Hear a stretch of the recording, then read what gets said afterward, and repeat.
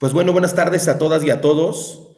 Vamos a comenzar con esta sesión del Seminario en Organizaciones e Instituciones de Seguridad e Inseguridad, el SOICI, del posgrado en Ciencias Sociales y Humanidades y de la División de Ciencias Sociales y Humanidades de la Unidad Coajimalpa de la Universidad Autónoma Metropolitana.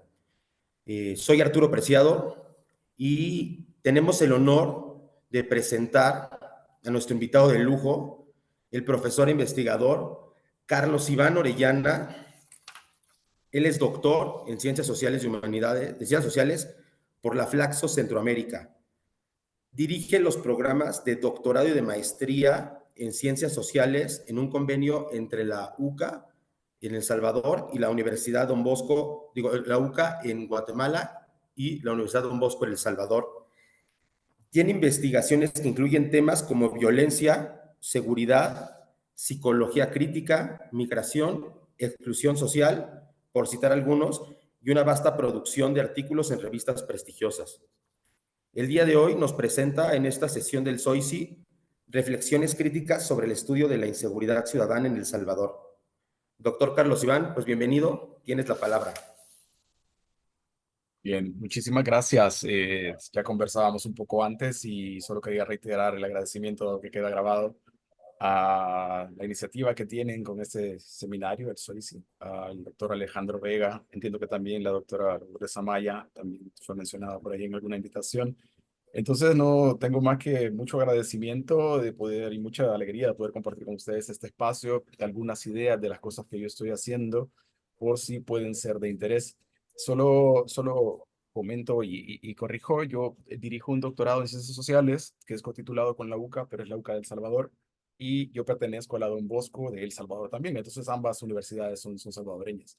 Pero ciertamente las UCAs transitan en Nicaragua, El Salvador y Guatemala, y entonces con el problema que está pasando en Nicaragua, pues digamos que la conexión está ahí. Pero bueno, ese es, digamos, mi cargo formal. Soy justo investigador y profesor de la Universidad Don Bosco y ya más o menos comentabas los temas en los que me manejo. Eh, yo ahora lo que traía para compartirles era un conjunto de ideas a propósito de algunas cosas que he venido haciendo en los últimos años.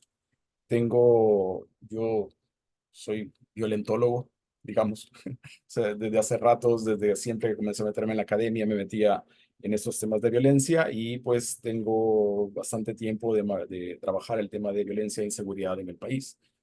Voy a comenzar a presentar en pantalla. Me avisan por favor si esto se logra ver y con eso les voy contando mucho más. A ver,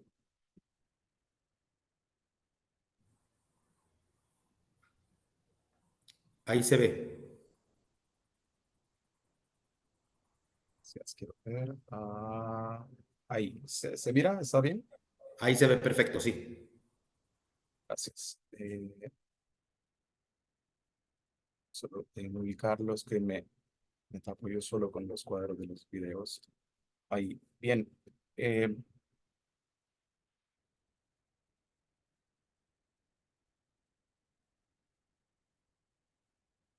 Ahí, bien. Bueno, ya lo comentabas, el título de la ponencia es justo el de Reflexiones críticas sobre el estudio de la inseguridad ciudadana en El Salvador. Debo prevenir de que no quiero hablar de lo que se hace en el país, a pesar de que inevitablemente voy a tocarlo de manera indirecta. Tengo más competencia, obviamente, en lo que yo he estado trabajando y mucho de la trayectoria que yo tengo se explica en buena medida porque eso es lo que yo encuentro que se hace en este pequeño país y por lo tanto, inevitablemente, mi interlocución es con el contexto. Pero digamos que sobre todo voy a hablar de reflexiones, de datos, de cuestiones que yo voy encontrando y que me conducen a pensar cómo lo hago, digamos, con respecto a la inseguridad en el país. Traigo para compartir con ustedes 6 puntos de reflexión, o como, cuando menos que nos permitan platicar. Lo primero es que quiero hacer alusión a exactamente a qué me refiero yo con inseguridad ciudadana. Luego quiero presentarles una fotografía muy rápida sobre la situación de inseguridad en el país. Luego, algunos factores que erosionan el estudio de la violencia en el país, para entonces hacer como una especie de preámbulo de qué es lo que explica. ¿Por qué me refiero de forma crítica a la existencia de lo que yo creo que es un vacío teórico o una serie de distorsiones o fallas epistemológicas a la hora de estudiar la inseguridad en el país? y porque creo que el concepto o este constructo clásico de las actitudes de psicología social puede servir para vertebrar mucho de lo que falta de teoría en el caso de la inseguridad ciudadana en el país. Por último, vamos a ir viendo de manera intencional, pero no porque no lo quiera, no porque yo lo quiera así, sino porque así es como funciona en el país, que el cibercrimen poco aparece en la foto, sin embargo está ahí. Y por último, más que un cierre muy elaborado sobre la presentación, porque no hay un argumento general planteado, lo que quiero comentarles es qué me ocupa en este momento, cuál es el trabajo en progreso que está desarrollando, intentando desarrollarse a partir de todas estas ideas que voy a compartirles. Entonces quiero comenzar con el primer punto, con esto de la faceta subjetiva de la inseguridad ciudadana. A propósito de que a grandes rasgos, digamos que inseguridad ciudadana es como se le nombra en este país, en los países de la región, a ese miedo que es generado por la situación de violencia o delincuencia que nos circunda. Y lo usual es que en los informes al uso generalmente hablan de una inseguridad que es objetiva y es subjetiva. La inseguridad objetiva, sabemos, son todas las manifestaciones tangibles de la violencia delincuencial, los robos, las pérdidas, los daños, por ejemplo. Mientras que la inseguridad ciudadana subjetiva se refieren a todas las disposiciones que surgen a propósito de vivir en unos ambientes donde existe violencia y delincuencia. Entonces, a mí me interesa la faceta subjetiva de la inseguridad ciudadana. Más allá de que la faceta objetiva, obviamente, nos interesa y nos sirve para documentar, para contextualizar o para ilustrar qué es lo que está pasando o hacer una relación con esa subjetividad. Les indicaba un par de lecturas en donde se reúne quizás ahorita lo más grueso de lo que he venido reflexionando sobre inseguridad, y una de ellas hace alusión a esta categoría de el hecho social subjetivo. Y yo lo que estoy intentando hacer con esto es esencialmente rescatar o digamos exorcizar de cualquier noción de inseguridad ciudadana cualquier idea de esencialismo psicológico. Me parece que es un reduccionismo muy grande en el que se incurren, al menos en mi país, es de lo que voy a hablar. Entender, pero la literatura, debo decir que también de otros lados parece ser así, de que la inseguridad está encerrada en la cabeza de quien la padece. Que la inseguridad parece ser simplemente una emanación espontánea de la cabeza en función del ambiente más menos criminógeno, digamos, o de violento en el que se encuentra inmerso el individuo. Entonces, la idea de utilizar esta categoría de hecho social subjetivo es para darle importancia al hecho percibido. Es decir, a aquello que tiene un peso, una facticidad tan fuerte que a pesar de que supuestamente se encuentra en la mente de las personas, produce y tiene una serie de consecuencias de alto peso y por lo tanto no debe reducirse a un esencialismo o a un confinamiento psicológico, sino que tiene unas implicaciones mucho más grandes. Digamos que si ustedes van al texto, es una cosa que se menciona muy rápido, el título lo lleva ahí, pero la idea es eso, precisamente dar una especie de concepto paraguas que ya dé una idea de que se pretende hacer una lectura compleja, más allá de lecturas que puedan incurrir en psicologismos.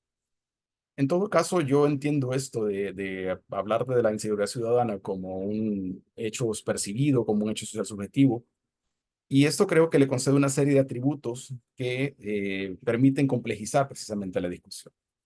Para mí, un hecho percibido, un hecho social percibido, lo vuelve, en este caso particular, la inseguridad ciudadana como colectiva. Varias personas y muchas personas lo viven de una forma similar, pero también de maneras diferenciales. Estamos hablando de una vivencia de inseguridad, una experiencia que es totalizante porque marca la vida general y la cotidianidad de las personas, pero también de manera fundamental se encuentra situada. Cualquiera de los análisis que hagamos, cualquier comprensión de la inseguridad ciudadana debe ser siempre historizada y es en función del contexto entre esa relación de esa dialéctica del individuo con su circunstancia en donde saldrán los mejores análisis. Entonces, muchas personas en este país seguramente viven inseguridad ciudadana, la experimentan, pero esta va a ser diferencial en función de la circunstancia particular que cada uno vive. Y sin embargo, la padecen de cada uno a su manera. Habrán personas que probablemente en su vida lo hayan experimentado y habrán otros que la vivan de una manera muy intensa y de manera hasta quizás traumática.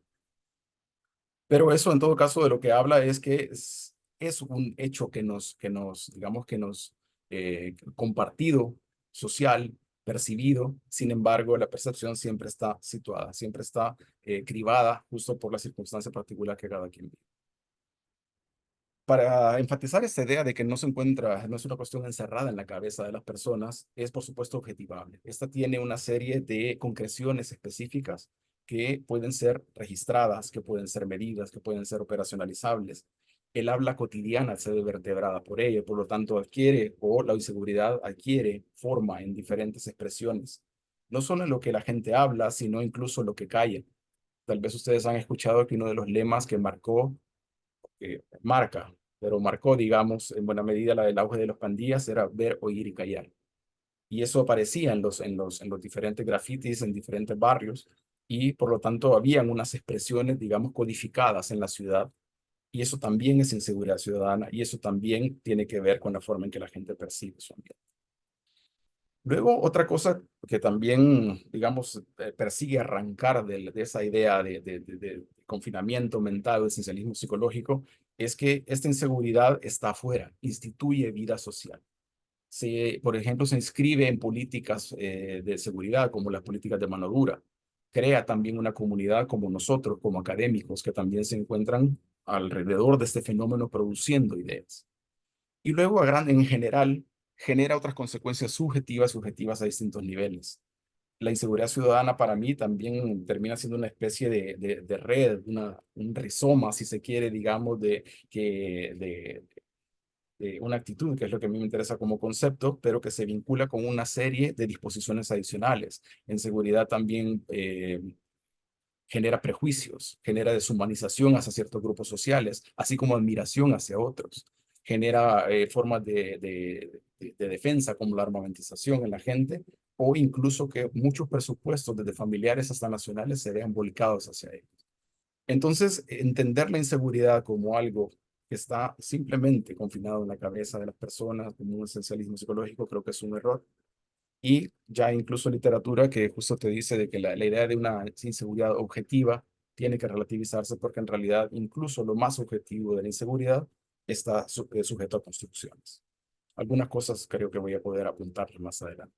Bien, esto con respecto a la faceta subjetiva. Esto es para decir que lo que me interesa a mí no es tanto la inseguridad ciudadana objetiva, sino la subjetiva, y lo intento entender como un hecho percibido para destrabar, como digo, esa idea de cualquier noción que pueda existir sobre esencialismo psicológico.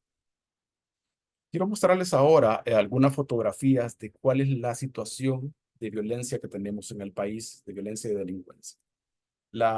Como suele pasar, el gran protagonista de la violencia en nuestros países son las tasas de homicidio. Ese es el número emblemático que ciertamente también la literatura te dice que ahí en aquellos contextos donde existen altos niveles de violencia o de homicidio, puedes esperar la presencia paralela y accesoria, digamos, de otras formas de criminalidad. Por lo tanto, si está esto, está lo demás. Y ustedes pueden ver acá que aquí se registran 4 años, pero digamos que la curva descendente se prolonga otros años atrás, al menos unos 2 años más, y la tasa de homicidios en este país viene decreciendo de manera acelerada. Actualmente la tasa estaría en 4.9 sobre 100.000 habitantes. La tasa de feminicidios a puntos todavía más baja, pero como les voy a ir contando también, esto no es del todo cierto. Digamos que esto es lo que se logra registrar, que no es lo mismo que la realidad. Pero ciertamente, más allá de que puedan haber discrepancias en los números, la disminución de la violencia homicida, en general la violencia pandilleril, es real. Digamos que eso no es propaganda. Muchas otras cosas sí lo son. Pero en este caso sí hay una disminución sensible de las muertes violentas. Em, Voy adicionando alguna información con otras gráficas que vienen a continuación. Esta era la de tasa de homicidios. Esta es la evolución en los últimos 4 años de los homicidios diarios, según han venido ocurriendo, digamos, desde enero del 2020 hasta finales del 2023. Y aquí ahí vean ustedes que hay una cosa bastante curiosa y es que hay una serie de picos y de valles en la gráfica. Por supuesto, son números bastante bajos que se relacionan con la baja de homicidios que les mencionaba antes, pero estas subidas y bajadas te muestran un comportamiento bien peculiar de la violencia. Lo que ustedes están viendo es más o menos el estira y encoge entre el gobierno y las pandillas. Lo que ustedes están viendo es lo que podríamos, digamos, llamar momentos de acuerdo y de desacuerdo entre las pandillas. Y entonces, hasta llegar al desacuerdo fundamental, lo pueden ver en esta bajada dramática en las muertes diarias, que se coincide en afirmar de que este es el momento en que se rompe la tregua que existía con las pandillas, que es en marzo del 2022. Entonces, el gobierno actual se suma, digamos que se sube a una bajada de la violencia que venía produciéndose, pero la acrecienta mucho más rápido porque pacta con las pandillas. Este pacto con las pandillas está plenamente comprobado, más allá que las autoridades, por supuesto, no lo reconozcan. Y lo que ocurre en ese pico que estamos viendo y luego en esa bajada dramática es que ese fin de semana, en marzo del 2022, mueren en más o menos, en 2 días y medio, son asesinadas 87 personas. Se dice que en ese momento hay unas demandas que las pandillas solicitan al gobierno, el gobierno no cumple y las pandillas reaccionan. Y por eso el pico de homicidios en un fin de semana. La diferencia entre esta ruptura de esta pandilla, de este tregua, perdón, con respecto a las que habían hecho los gobiernos anteriores, es que este gobierno no se quedó de brazos cruzados, sino que hizo una contraofensiva. Y entonces ahí instaura un régimen de excepción, que de excepción no tiene nada, se establece en el 2022 y lo tenemos ya por más de 2 años. Todos los salvadoreños tenemos conculcados varios de nuestros derechos fundamentales porque el régimen les permitió hacer una captura masiva y ahora tenemos creo que la tasa de encarcelamiento más alto no sé si es del planeta ya, ese dato no lo tengo ahorita presente. Pero en todo caso, hay un encarcelamiento masivo dirigido sobre todo a las pandillas, pero se sabe que también el régimen de excepción es una herramienta para callar a la oposición o perseguir a posibles opositores. Bien, avanzo un poco más. Les quiero mostrar algo. A propósito de esta gráfica, les mostraba un declive y les mostraba que algo ocurre que hace que la violencia se comporte de una manera bastante errática, bastante extraña. Uno de los ejemplos que te muestran de cómo se manipulan las cifras en este país es un milagro que produce el presidente en el año 2022. Este es el gráfico de los contagios de COVID-19 cuando inicia la pandemia. Y como en todos los países, vean ustedes que hay una curva ascendente de contagios que súbitamente se quiebra y simplemente se cae. Pareciera que los contagios de repente dejan de ocurrir y si ven, tiene la misma figura, la misma forma que la otra gráfica. Esto es una manera de decir que la violencia en este país se viene comportando de una manera anómala. La única forma que tengas esos picos, esas caídas, es porque hay una desactivación de la violencia y no porque hayan unas políticas, unas medidas, etcétera. Algo la ha frenado. Pues bien, en este caso de la COVID-19, en esa fecha que es el 10 de agosto del 2020, el presidente en cadena nacional dice que es posible que ocurra un milagro, que si nosotros le pedimos a Dios que va a bajar los contagios, esto va a ocurrir. Y entonces decreta un día de la oración. Este día de la oración pues sale como un decreto oficial y al siguiente día, oh milagro, todas las cifras de contagio comienzan a disminuir hasta ver esa curva, esa caída en picada de los contagios. Las cifras en este país, en este momento, están siendo sistemáticamente ocultadas con respecto a violencia, como se hizo durante la pandemia. Hay estudios que nos muestran que al menos en el país, probablemente en otros lados, pero en el país, probablemente solo nos informaron de la tercera parte de las muertes de COVID. Digamos, para darles una cifra redonda, que probablemente sean más o menos, digamos, se reportaron 5.000, probablemente tuvimos 15.000 o algo parecido. Hay unos manejos antojadizos de las muertes, de quién muere, quién no muere. En este momento hay una serie de clasificaciones en donde el oficialismo, por ejemplo, excluye ciertas muertes de las contabilizaciones de homicidios. Y en general, digamos que las organizaciones de derechos humanos están mostrando que el gobierno en general hace un subregistro intencional para mostrar que el país está mucho más pacífico de lo que en realidad está. Entonces, esto, digamos, son prestidigitaciones políticas, pero también nos dice precisamente cómo lo objetivo y lo subjetivo aquí se mezclan. En realidad, esto no es la violencia objetiva, esto es una gráfica producida por una serie de intereses que están en marcha con el afán de dibujar la realidad de cierta manera. Bien, aquí hay otra serie de números. En el lado izquierdo, el número de homicidios entre enero y septiembre, que no son muy diferentes a la primera gráfica que les mostraba del descenso de la tasa de homicidios, pero sí muestran que hay una reducción real y objetiva de la violencia. Sin embargo, si vemos en el lado derecho, cuando se desagregan los, los, eh, los homicidios, aun cuando son datos pequeños, vemos que hay incrementos en otro tipo de cosas. Y una de las cosas que está pasando, o yo suelo decirlo así, el homicidio es algo así como los fuegos artificiales de la violencia. Porque estos, digamos que no solo te guían la mirada hacia ellos, sino que además te deslumbran y te hacen perder todo el andamiaje que la violencia y la delincuencia necesitan para manifestarse. Lo mismo más o menos pasó durante la guerra. Durante la guerra se sabe que había delincuencia, pero durante los años 80 nosotros estábamos atenazados por el conflicto bélico. Entonces cualquier otra forma de violencia pasaba a segundo plano. Ahora que se han desactivado las pandillas en buena medida, por supuesto, eso te explica de que las pandillas eran la principal, digamos, explicación de varianza de la violencia y la delincuencia que teníamos, pero desactivada esta, están comenzando a emerger otras cosas, que es una sociedad que en general sigue siendo criminógena, que es una sociedad que sigue siendo violenta, altamente intolerante. Aquí le llaman intolerancia a la conflictividad, digamos.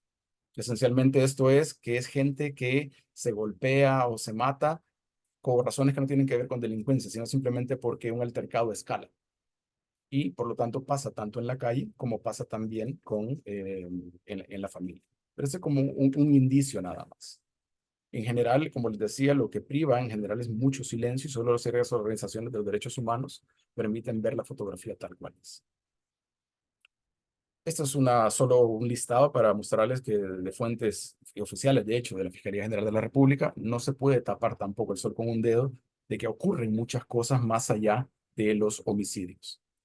La reducción en general es real, como les decía, pero la manifestación de diferentes formas de violencia delincuencial o de delincuencia en general está presente.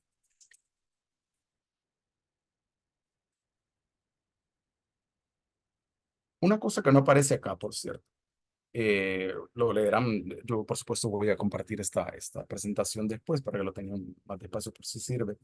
En estos 20 eh, delitos no aparece la desaparición. La desaparición ha sido un delito que se ha propagado mucho más en nuestro medio y parte de lo que explica esa bajada de estadísticas de violencia, de homicidios, es porque las personas desaparecidas no se reportan como asesinadas. Entonces las pandillas recurrieron a la desaparición, el Estado está recurriendo a la desaparición y entonces hay varios indicios de que eso está ahí. De hecho, hay todo un movimiento de personas que buscan desaparecidos, etcétera. Por lo tanto, es algo que está presente en el estudio de cibercriminalidad, donde tienen la fuente disponible, aunque no es una muestra representativa del país, le preguntamos a las personas si tenían miedo a la desaparición y 8 de cada 10 personas dijeron que la tenían, en la muestra al menos que participaron en nuestro estudio. Entonces, la baja de delitos es real, pero como pueden ver, la desaparición de personas se mantiene al alza, se mantiene en ciertas cifras, incluso para lo que puede capturar las instituciones oficiales. Como les decía, creo que hasta el PNUD ha dicho, no nos están dando información, lo tenemos para alimentar, entonces se capta de donde se puede. Bien, digamos que esto es la violencia, entre comillas, objetiva. Quiero contarles algo de la violencia subjetiva, de lo que tenemos acá. Esta es la famosa pregunta única que se utiliza en los sondeos de victimización, que en la teoría lo que se suele manejar es que esta lo que mide es riesgo percibido. Es una medida de corte cognitivo. La clave está en que en el enunciado, si ven, se le pregunta a la persona pensando en la posibilidad de ser víctima. Digamos que el sustrato de acá es que se supone que es un ente racional que puede hacer un cálculo para saber qué tan seguro o inseguro se encuentra en este caso en el lugar o colonia donde vive. Este es el dato más reciente de una de las casas encuestadoras principales del país y como pueden ver, más del 90% de las personas dice que está muy seguro o muy seguro donde vive. Esto es un dato así inapelable, esto es real. Yo he tenido también la oportunidad de hablar con personas que vivían en territorios que habían sido controlados por pandillas y constatan que esa tranquilidad ya existe. de que ahora, por ejemplo, una cosa que era muy común era que vendedores ambulantes no podían entrar porque los renteaban o les quitaban dinero, les quitaban mercancía, o si no es que los mataban. Claro, la gente te dice, hay abusos, hay cosas que no sirven, pero mejor así que de la otra forma. Entonces hay, digamos, una posición ambivalente sobre la situación del país. Y termino con una, bueno, no, miento, falta una gráfica más, dos gráficas más. No sé si se alcanzará a ver, pero esta es una gráfica longitudinal de cuál dicen los salvadoreños que es el principal problema del país en una década, del 2013 al 2023. Las dos líneas que despegan del lado izquierdo, la azul oscuro, digamos, y la amarilla, son la delincuencia y la economía. Quiero llamar su atención sobre algunos datos que pueden resaltarse. Este es el momento en el que se rompe la tregua de pandillas que existía con el antiguo gobierno, el gobierno del frente de la izquierda, y que en su momento, al final del 2014 más o menos, en el 2014 se rompe, y la tasa de homicidios del 2014 al 2015 se dispara a más de 100 sobre 100.000 habitantes, una barbaridad. Entonces el nivel de preocupación sobre la violencia es muy alto. En este caso, el gobierno no hace una ofensiva contra las pandillas, simplemente las pandillas se desatan en ese momento. Y vean que hay ya son tres gráficas que te muestran esa caída dramática así de datos en los que vuelve a aparecer esa especie de freno súbito sobre la violencia y sobre, en este caso, la preocupación. Eso también es una manera de decir de que ciertamente sí hay una relación entre lo que ocurre entre la realidad objetiva y subjetiva, más allá que la subjetividad es mucho más compleja que esa relación. Aquí entonces estaríamos ya al principio del 2019, cuando comienza el primer mandato del presidente Bukele, y donde de lleno hay un pacto con pandillas. Este sería el momento donde les mencionaba en la gráfica anterior, en donde se producen los 87 asesinatos en un fin de semana y donde comienza el régimen de excepción. Tenemos otra caída precisamente por el régimen de excepción. Y vean que apenas un porcentaje que anda por un 1% de personas dice que su principal problema es el régimen mismo. La gente en general aprueba el régimen de excepción, a pesar de que, como les digo, existe una suspensión de derechos ciudadanos. Bien, y la última gráfica, esta vez sí, es nada más el nivel de victimización que existe en el país, que según este es un dato de la APOP, El Salvador tiene el dato más bajo de victimización. Una de cada 10 personas, digamos, dicen haber sido victimizados. México creo que está en el séptimo lugar, si no cuento mal. Y entonces, si ustedes ven, hay una constante que es clara, y es que hay una disminución objetiva de la violencia, de la delincuencia, de la percepción de inseguridad. Pero eso es muy, muy reciente, y digamos que aquí hay gato encerrado entre muchas de las cifras que estamos viendo, y está claro de que hay que leer entre líneas por las cosas que están ocurriendo. Salgo de los datos para entrar entonces al siguiente punto, que tiene que ver con los factores que erosionan el estudio de la violencia en el país, porque al final lo que yo vengo haciendo es estudiando la inseguridad a partir de toda la tendencia general y no solo de lo que está ocurriendo ahora, que ya requiere otro tipo de pensamiento. Entonces, esto de hecho se encuentra muy mencionado en un editorial de un monográfico, voy a compartir también el link en su momento, en donde el editorial fue denominado justamente Pensar la violencia contracorriente, porque en ese momento se hacen una serie de estudios con un proyecto, con un instituto de investigación en Alemania sobre la situación de pandillas, pero la reflexión en el editorial iba en la línea de por qué es tan difícil estudiar la violencia en un país como este. Entonces yo saco tres factores entreverados que creo que tienen todavía vigencia, aunque esta reflexión es del 2015. Eh, Ninguno es como el primero, sino que es una especie de círculo vicioso. Pero bien, el primero a mencionar sería el debilitamiento de la tradición investigativa universitaria. Yo sitúo en el país como un antecedente por lo emblemático que es el asesinato en el año de 89 lo sabrán ustedes, de los jesuitas de la UCA de El Salvador, en donde son un conjunto de intelectuales, muchos de ellos con una larga producción sobre la realidad nacional, que son precisamente asesinados no solo por sus pensamientos, sino justo porque buscaban la pacificación en ese momento. En general, investigar en nuestros países siempre ha sido, a pesar de que ahora se promociona por cuestiones, digamos, institucionales, de prestigio, de acreditación, siempre ha sido una tarea de riesgo. porque escudriñar la realidad siempre ha sido algo peligroso. Luego, somos sociedades que son altamente opacas, pero también a lo que atañe a las universidades, en general a las universidades les cuesta muchísimo generar tradiciones, al menos en nuestros casos, porque los investigadores se dispersan, porque la agenda del día a día, porque no es para ustedes un secreto que nuestro país también es de ese pulsor, y entonces se van cerebros también. Entonces, en general, hay muchas cosas que conspiran para que en general se investigue y se mantenga constante la investigación, en este caso sobre violencia. Un factor que está asociado con esto es lo que denomino la compulsión contabilizadora de la violencia. Esto en lo que se traduce a propósito del debilitamiento de la tradición investigativa es que producimos un mar de números. Tenemos cifras para aburrir, informes para lo que quieran, encuestas, datos, pero no hay teoría, no hay explicaciones, no hay factores, no hay producción que vaya más allá de simplemente mostrarnos una y otra vez, como los datos que acabo de mostrarles, gráficas, muchas de ellas que sirven para ver el dato longitudinal, la tendencia, pero en general no se ofrece ninguna explicación y en general creo que sustituimos la contabilización en lugar de la producción de teoría. En alguna otra parte, creo que se menciona en el artículo del hecho social subjetivo, eh, esto la gente también en broma y en serio le llama el muertómetro, el contar constantemente cadáveres. Yo creo que tiene también esto un sentido mucho más profundo porque creo que es un dispositivo de control del medio ambiente, de control de las circunstancias donde uno no tiene control. Al final, el muertómetro te permite calibrar la inseguridad que te circunda. Pero digamos que la compulsión es eso, producir números sin teoría. Y el tercer factor que completaría el círculo vicioso es el carácter oscurantista de la violencia misma. Digámoslo de manera muy simple, la violencia no se deja investigar. Acercarse a la violencia es peligroso en países como este. Y si nos ponemos todavía más epistemológicos, digamos que eso que los textos te dicen, los cánones investigativos, de que el observador tiene que tener distancia a su objeto, aquí es imposible. Aquí el objeto y el sujeto que observa colapsan.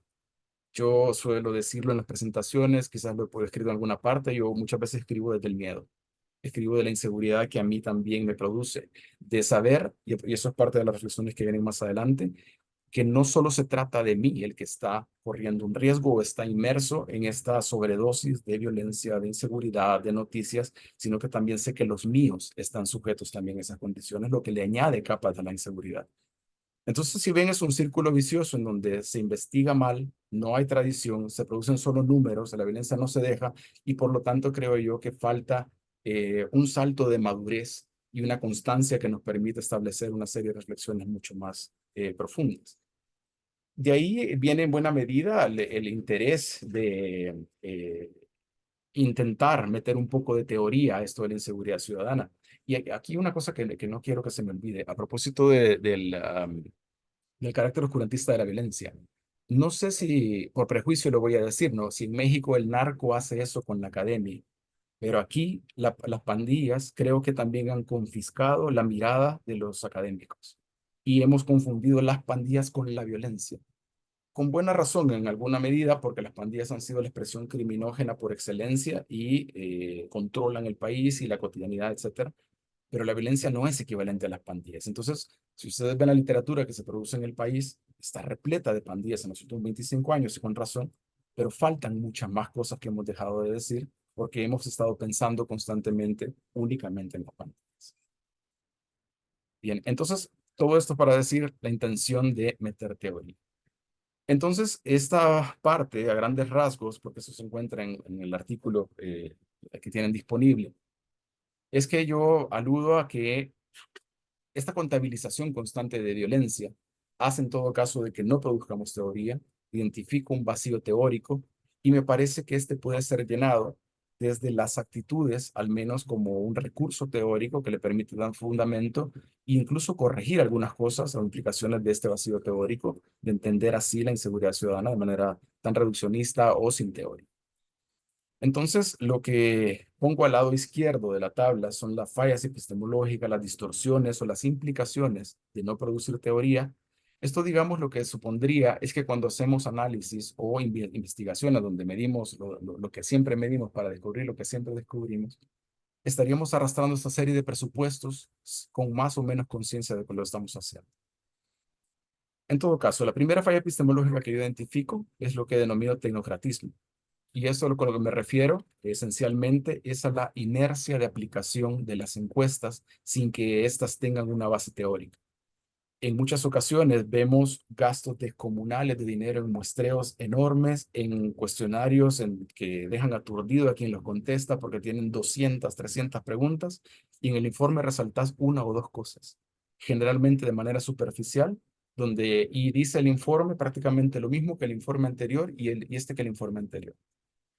¿Qué hace las actitudes? Mínimamente en este caso ofrecer una vertebración teórica, meter un poco de teoría para entender, o al menos digamos que la apuesta que yo estoy tratando de hacer es que a partir del concepto de las actitudes, cualquier investigación, aunque yo no tenga necesariamente los recursos para estar haciendo una constantemente, deberían llevar esta intencionalidad teórica para no simplemente estar midiendo lo mismo, sino tener una intencionalidad de cuáles son las cosas que se miden, introducir constructos, por ejemplo.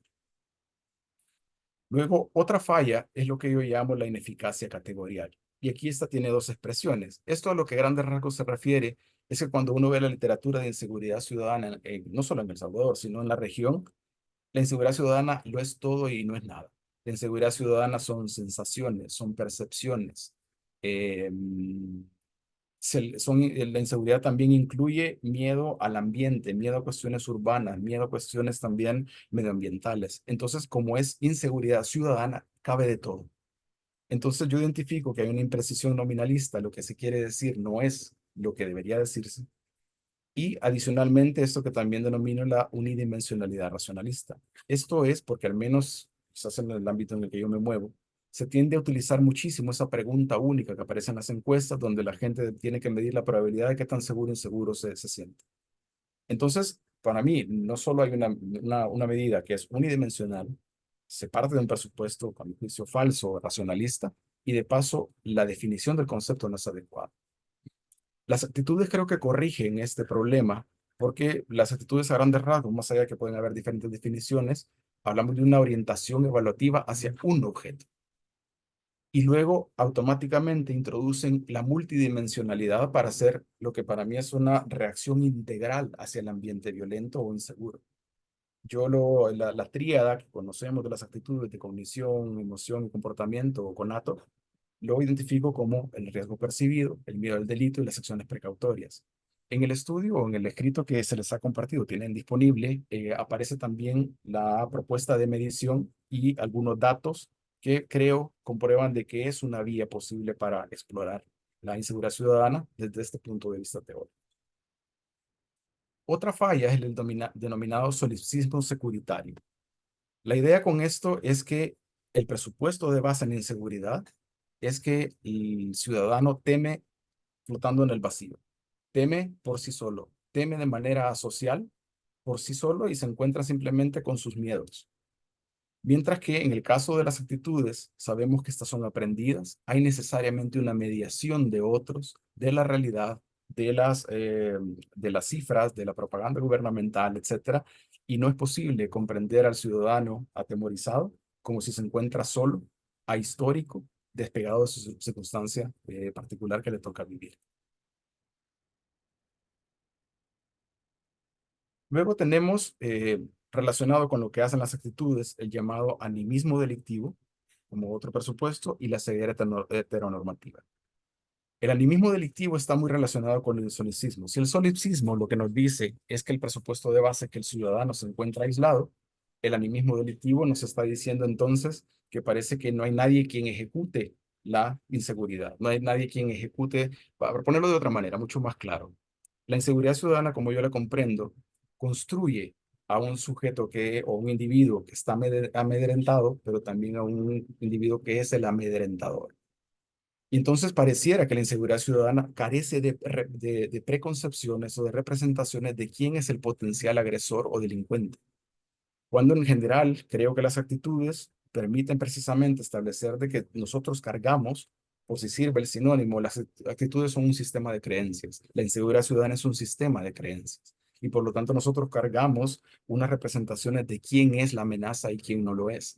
Porque, por ejemplo, para las personas LGTBI son muertes que no importan en sociedades que son mojigatas, que son bastante conservadoras, etcétera. Y por eso también menciono esto de la ceguera heteronormativa, la presunción de que el ciudadano siempre es heterosexual. Y por lo tanto hay unas amenazas que no le competen, a pesar de que el género también pesa en esto de la inseguridad. Por eso es que también en alguna parte del texto verán, a partir de unos presupuestos críticos de Ignacio Martín Baró, que no solo se entiende la inseguridad como actitud, sino que la actitud se entiende como ideología.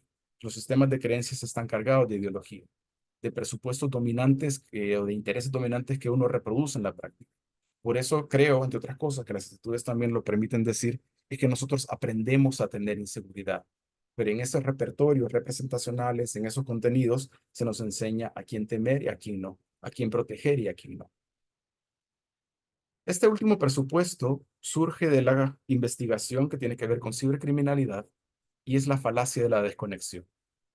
Esta también es una confirmación que para mí me dice que en este momento, como digamos punto de llegada de ese debilitamiento de la tradición investigativa, es que si en general la realidad va a pasos agigantados y la academia se queda rezagada, ahora los pasos son mucho más rápidos, así como dada la hiperconectividad. A día de hoy, no existe, al menos que yo sepa, ninguna encuesta en el país que esté preguntando absolutamente nada de cibercriminalidad. Y prácticamente no existen indicios más que algunos estudios sobre lenguaje de odio hacia políticos que esté tocando la cibercriminalidad. Entonces yo creo que esto es grave porque estamos teniendo una lectura predigital de la criminalidad. Estamos fuera del tiempo completamente cuando la cibercriminalidad penetra ya todas nuestras vidas, simplemente porque nosotros todos tenemos un teléfono inteligente, por estar conectados a Internet, etcétera. Entonces, digamos que en lo que tiene que ver con las actitudes, si bien esta falacia de la desconexión se menciona en la otra investigación, algo que sí aportan las actitudes es que estas siempre tienen que ser historizadas. Y desde el momento que estamos teniendo una lectura predigital de la criminalidad, estamos incurriendo precisamente en un análisis ahistórico de las mismas. Entonces, si bien volver a la pregunta única sobre eh, si se siente más o menos seguridad en el barrio Colonia, ¿por qué no le preguntamos a la gente si se siente más o menos seguro cuando enciende su computadora? ¿Por qué no le preguntamos si se siente más o menos seguro cuando encuentra, que seguramente nos ha pasado, a mí me ha pasado, encontrar un correo que te dice, he capturado tu disco duro y si no y te aparece entonces algo, o el teléfono que te pasa, el teléfono es un botón de pánico. Entonces no estamos haciendo una lectura adecuada o acorde con las demandas criminógenas de nuestro tiempo. Entonces, llevándolo al campo de las actitudes, sería eso, el que las actitudes te obligan a historizar el análisis que estás haciendo, pero creo que estamos fallando en general y digamos que tengo eh, cierto fundamento para decirlo porque tuvimos la oportunidad de presentar esto en un foro regional de Centroamérica y el Caribe y salvo esta investigación y una de unas colegas guatemaltecas, parecía que no había absolutamente nada de cibercriminalidad. Al final nuestros países vienen tan atenazados por esa violencia eh, analógica, digamos, por esa violencia real, por las pandillas, por el narco, por las muertes violentas, que a lo que quiero llegar también, a eso voy a irme dirigiendo, es que nos estamos rezagando con el estudio de la cibercriminalidad, pero también nos está traicionando el lenguaje, nos estamos quedando cortos con ello. Quiero, aun cuando con el perdón de que suene un poco pedante, quiero citarme con un pequeño fragmento que resume en el artículo qué es lo que creo que construye esta serie de falencias de no producir teoría o de no meterle teoría a la inseguridad ciudadana. La noción de inseguridad ciudadana, la dominante que aparece en todos lados, y su medición usual, por lo dicho, construye reduccionistamente a un ciudadano inseguro, racionalista, mudo, aislado, indiferente a la influencia y a la suerte de los otros, cuyo temor parece carecer de preconcepciones, además de ser heterosexual. Constituye una entelequia positivizada cuya funcionalidad perpetúa vacíos epistemológicos y teóricos. Un año después, además hay que añadir en este párrafo que además parece que no tiene internet. Parece que no tiene Wi-Fi en su teléfono, parece que no se conecta a Internet, parece que no tiene banca en línea, parece entonces que está completamente ajeno a toda la cibercriminalidad que también ahora lo acecha. Entonces, con eso, digamos, es como los vacíos, creo yo, de conocimiento y donde creo que las actitudes corrigen de alguna forma estas fallas. Bien, voy al penúltimo punto y a todo esto justamente dónde está el cibercrimen.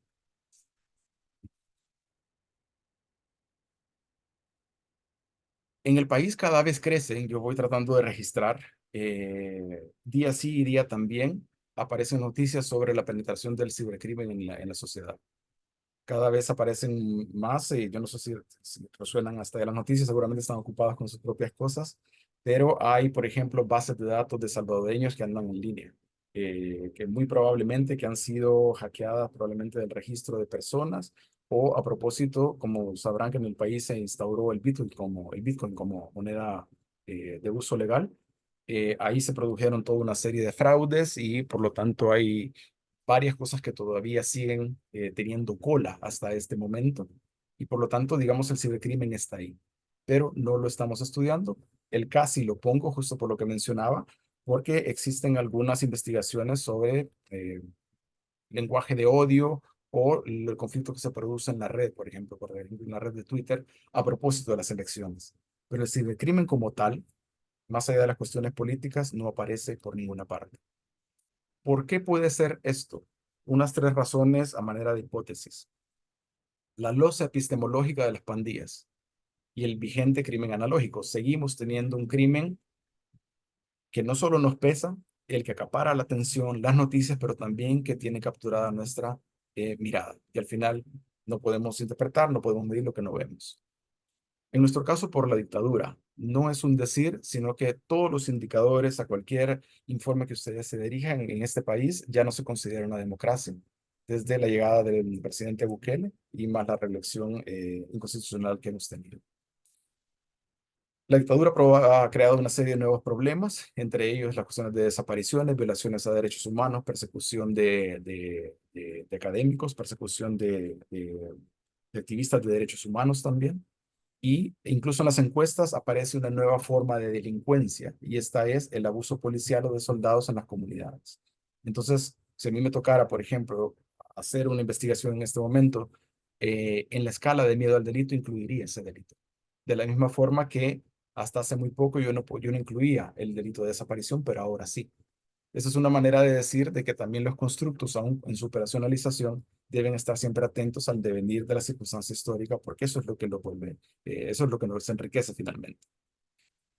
Y esta última razón de por qué no estamos viendo la cibercriminalidad en la academia, creo que es por la ausencia de un lenguaje adecuado para nombrar esta nueva forma de violencia delincuencial.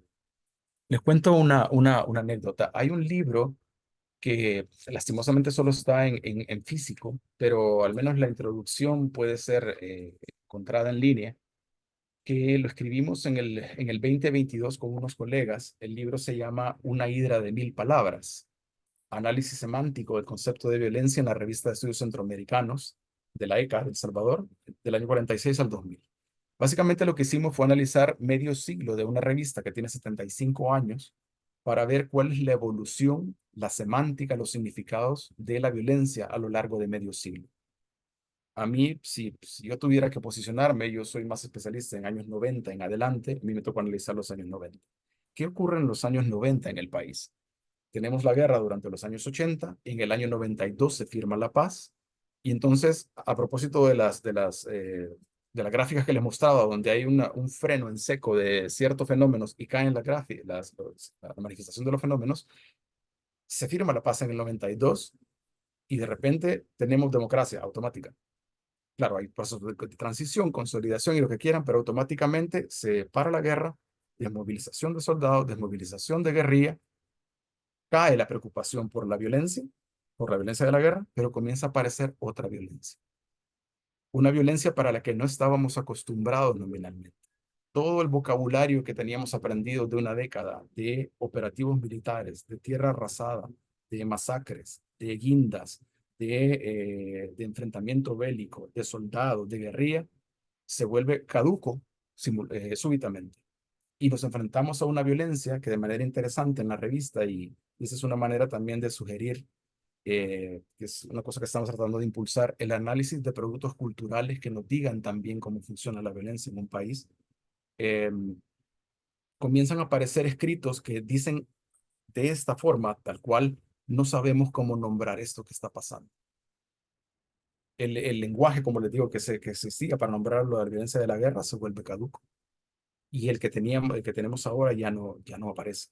Antes era fácil decir fue un crimen perpetrado por la guerrilla, fue perpetrado por la Fuerza Armada. Ahora comienzan a aparecer en la década de los 90 mediados, todavía algunos hechos relacionados con escuadrones de la muerte, que ya es una violencia semibélica, digamos, pero también aparecen hechos cometidos por individuos extraños con armamento de guerra, pero tienen armamento de guerra, pero ya no estamos en guerra. Entonces comienza a hibridarse los fenómenos de la violencia, pero el lenguaje lleva un tiempo en instaurarse para que pueda nombrar lo que está ocurriendo. En el caso de la cibercriminalidad, esto es mucho más complejo, porque a manera de anécdota les comento que una de las cosas más engorrosas de haber hecho la investigación sobre cibercriminalidad es que casi todo está en inglés, casi todo está repleto de una cantidad de palabrejas que no tienen traducción natural al español. Y creo que una de las cosas que está ocurriendo es que de paso, la costumbre que tenemos de ese dato duro, por ejemplo, en nuestro caso del el pandillero con su cuerpo tatuado, los muros con graffiti, el soldado, aquí se desactiva por completo. Podés sacar toda la policía y el ejército de la calle y con eso no paras la cibercriminalidad. Entonces, nos falta categorías, nos falta visión y nos falta un lenguaje para nombrar esto. ¿No sería un poco favor? Creo que las ciencias sociales están llamados a eso, a hacer una labor de traducción de esas entelequias, a veces, muchas veces hasta pedantes, ¿no? Que usamos en la academia para entendernos nosotros mismos, pero para hacer inteligible a la gente esto que está pasando. Si ustedes revisan algunos papers sobre cibercriminalidad, verán eso, que es una proliferación terminológica que es complicada de atrapar. Y creo que esa ausencia de lenguaje está contribuyendo a que tampoco sepamos cómo entrar y, como yo por lo menos con los principios que me rijo, si no sabes definir, no sabes medir. Y creo que eso es lo que está pasando. A manera así, solo para picar la curiosidad, si no hubo chance de revisar la investigación sobre cibercriminalidad, resultados relevantes del estudio, ¿qué fue lo que encontramos? Este estudio tenía un fin muy modesto y era abrir brecha, comenzar a hablar sobre esto, forzar la reflexión, la revisión de literatura, ofrecer definiciones, mediciones. Aquí, pues, entonces reunimos una serie de reflexiones contextualizadas, eh, literatura también, y hacemos una medición original de un miedo al cibercrimen. En todo caso, encontramos en esta muestra, que no es representativa, 20% de la muestra dijo que ha sido victimizado por cibercriminalidad y uno de cada dos personas conoce a alguien víctima de cibercrimen. Algo que yo hago, no tengo muchos, pero cada vez que quiero hacer una investigación sobre inseguridad, pregunto, ¿qué te ha pasado? Pero si conoces a alguien que también le haya pasado. Por ese carácter para mí fundamental de mediación o esa preocupación de otros que también están sometidos a las mismas condiciones de inseguridad. En la medición que utilizamos encontramos dos factores en la escala de miedo al cibercrimen, una dimensión de ciberfraude y una dimensión de invasión a la intimidad.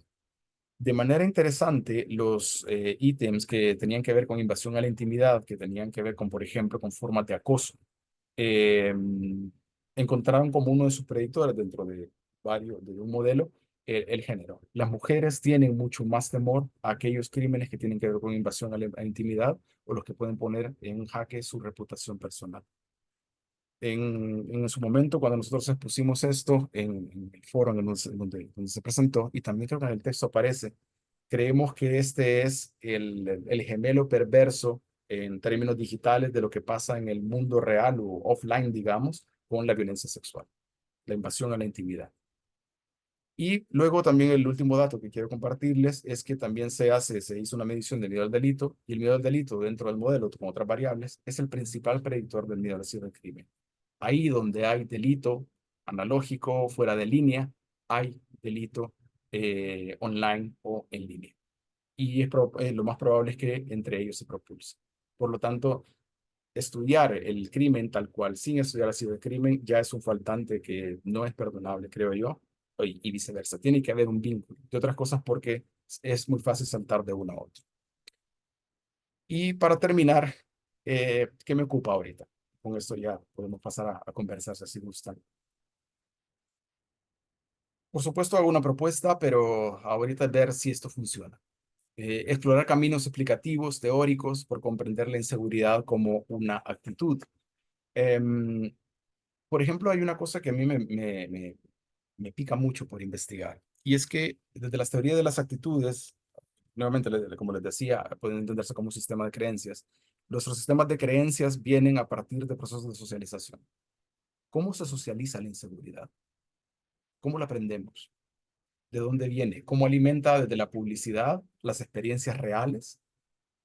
O el habla o la plática cotidiana, por ejemplo, cuando te sentás, si es que hay chance y el trabajo lo permite y las pasiones cotidianas, te sentás a la cena o al almuerzo con tu familia y platicas de eso que le pasó a fulanito.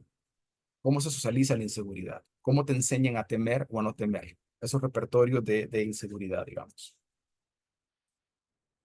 Vinculado a eso, también la teoría de las actitudes te dice de que las actitudes cumplen funciones. Por ejemplo, las actitudes sirven para organizar conocimiento. ¿Cómo la inseguridad ciudadana te permite construir mapas de seguridad, por ejemplo, para deambular en la ciudad? O para ponerles un ejemplo mucho más interesante cuando ves un indicio de algo que te corrobora, pues alegra muchísimo. Hay una función de las actitudes que se conoce como de identidad o expresión de valores. Yo tengo un sistema de creencias y al mostrarlo a otros, digamos que muestro parte de quién soy yo o de dónde provengo o qué defiendo. Hace poco, creo que a finales del año pasado, en una encuesta, el IUDOP, el Instituto de Opinión Pública de la UCA, mostró que las personas que manifestaban más seguridad eran las que más apoyaban al presidente. Entonces, ¿qué tiene que ver el apoyo a un político con que no tengas miedo? Si el miedo supuestamente está relacionado con las fuentes del miedo, que pueden ser la pandilla, los delincuentes, etcétera. Y entonces creo que este dato justamente da un indicio, o al menos de las actitudes tiene mucho sentido, porque estaríamos hablando más bien de una manifestación identitaria, porque hay cierto orgullo al andar por estos lados de estar de acuerdo, digamos, con el gobierno. Digamos que somos una minoría los que podemos tener una visión crítica sobre el asunto, entonces sacar pecho por eso da una sensación de satisfacción, de, como digo, de identidad, o si se quiere, de un favoritismo endogrupal. Nosotros somos los seguros y esto tiene que ver con que apoyamos a nuestro presidente. Entonces, hay cosas que se pueden explorar a partir de la teoría de las actitudes y llevar más allá entonces el análisis que no sea simplemente medir una y otra vez lo que ya sabemos. Un primo hermano de este documento que se sacó sobre cibercriminalidad es que medimos también, esto no está en el artículo, lo estamos todavía construyendo con el colega que lo hicimos, son representaciones del cibercriminal.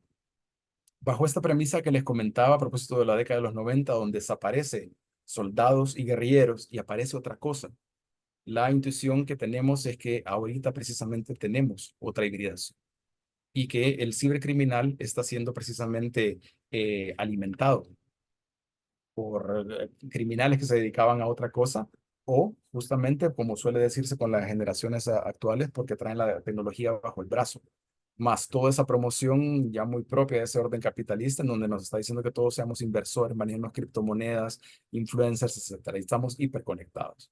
En todo caso, es un estudio que trata de, a través de un diferencial semántico, establecer cuáles son las características del cibercriminal para las personas. Cómo ven esta figura, que en general es una figura, si hemos visto imágenes, que se encuentran en las sombras. Por supuesto, un paso siguiente, a propósito de que en el artículo que habla sobre el hecho social, se habla de esta propuesta de medición de la inseguridad ciudadana como una tríada de riesgo percibido, miedo al crimen y de acciones precautorias. Quiero poner a prueba el constructo de ciberinseguridad ciudadana, que no les sorprenderá, justamente tiene esta equivalencia de esta tríada con el ciberriesgo percibido, el miedo al cibercrimen y las acciones precautorias digitales. Entonces, ese es un siguiente paso de operacionalización para ver cómo se comporta este constructo.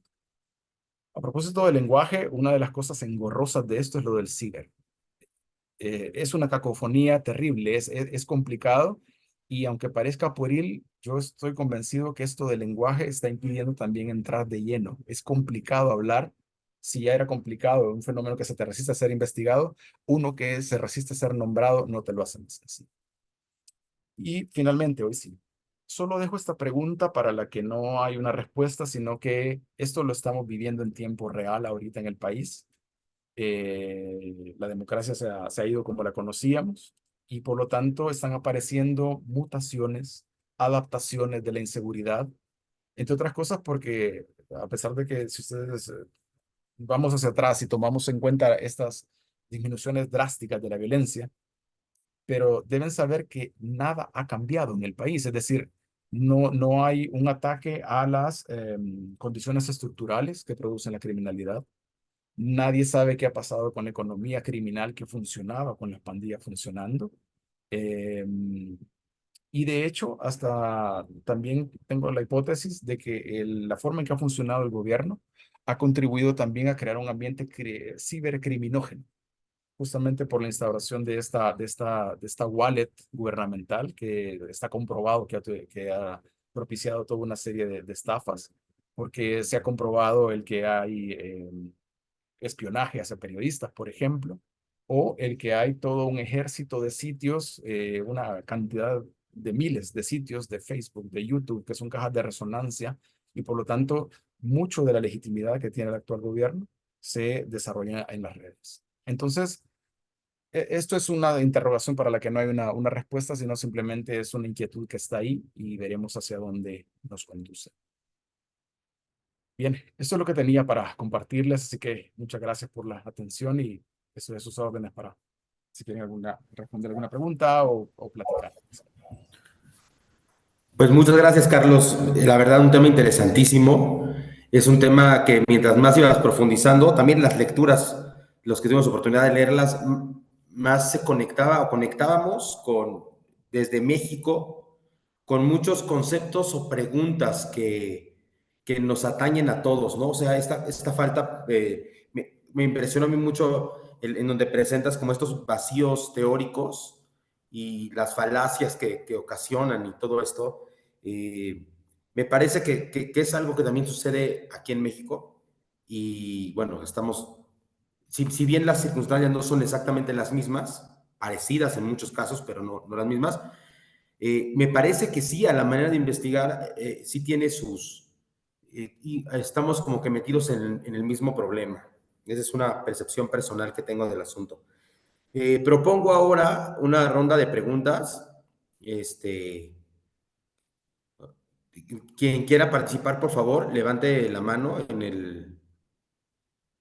este, digamos, aquí en la pantalla, por favor. Entonces, primero le damos la palabra al doctor Alejandro Vega. Muchas gracias por tu presentación, Carlos. Como decía Arturo, muy interesante. Acá, como te darás cuenta, estamos con un público juvenil. Bueno, no todos, ¿verdad? Pero la gran mayoría es un público juvenil. Y son estudiantes que están estudiando ahorita la licenciatura y están llevando un curso de toma de decisiones y análisis de políticas públicas.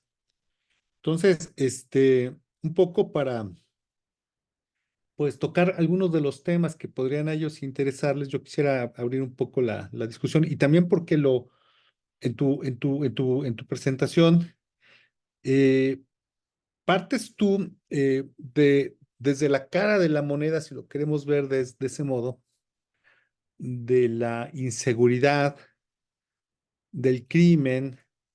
En algún momento hablas también de la sociedad civil, pero algo que no se menciona mucho, y creo que lo señalaste al inicio, es sobre tu presidente, pero bueno, si no quieres hablar sobre el presidente está perfecto, pero sí hablar sobre el gobierno, porque, por ejemplo, en el caso mexicano, cuando se habla de inseguridad, o sea, los temas de inseguridad, de violencia, eh, es indispensable hablar del Estado, de hablar de los aparatos de seguridad, de hablar de las políticas públicas que se han implementado, de hablar de las distintas reformas que se han llevado a cabo.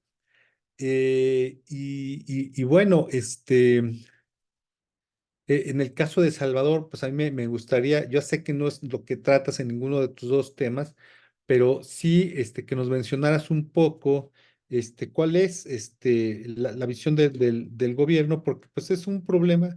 Cuando yo cada vez estoy más convencido cuando veo estos temas en distintos países, que el componente gubernamental como parte de la solución, pero también como parte de origen del problema, pues es indiscutible. Entonces yo quisiera ir un poco nada más para pues, lanzar la pelotita sobre ese punto y ese campo, pues ver cómo podríamos abordarlo en el caso de El Salvador. Otro aspecto que me llamó mucho la atención de tu presentación fue que haces mención de las comunidades académicas, ¿no? En el caso de las comunidades académicas de El Salvador, no sé si podrías profundizar y que nos explicaras cómo se estructuran, si existe ya una comunidad que está trabajando estos temas y que pues uno mismo lo entiende, ¿no? Cuando trabaja esos temas es difícil.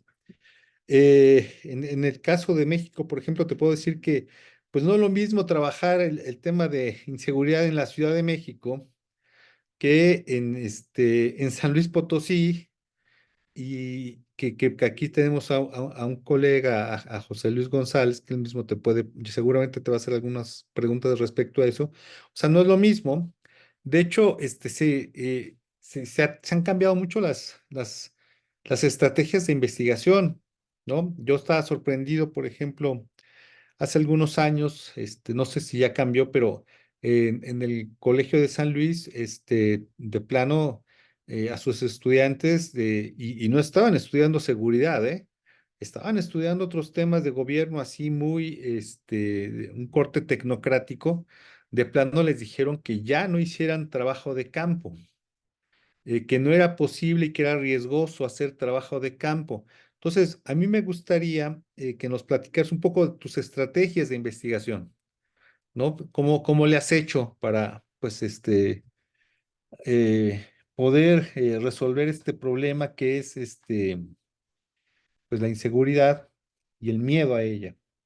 Bueno, yo lo dejo hasta ahí y no sé si valdría la pena que hubiera un par más, y si hay, de participaciones para, pues, irle avanzando, ¿no? Muchas gracias.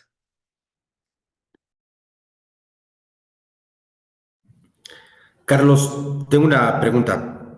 Bueno, primero, estás en mute ahorita, pero tengo una pregunta. ¿Quieres que sea una ronda como de dos o tres preguntas y las respondes o quieres atender cada una?